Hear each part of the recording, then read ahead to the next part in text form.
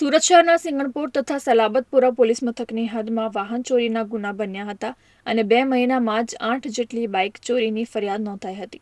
Police દ્વારા વાહન ચોરીને ઝડપી લેવા માટે પ્રયાસો શરૂ કરવામાં આવ્યા હતા અને તેમાં પોલીસને સફળતા પ્રાપ્ત થઈ હતી. પોલીસે વાહન ચોર વિઠોબા ઉર્ફે કૈલાશ શ્રીરામ માળીની ધરપકડ કરીને તેની પાસેથી 8 સ્પ્લેન્ડર કબજે કરી હતી અને પોલીસ તપાસમાં જાણવા મળ્યું હતું કે વાહન ચોર વિઠોબા ઉર્ફે કૈલાશ શ્રીરામ માળી જ્યારે વાહન ચોરી કરવા જતો હતો ત્યારે અલગ અલગ વેશ ધારણ કરીને ચોરીને અંજામ આપતો હતો.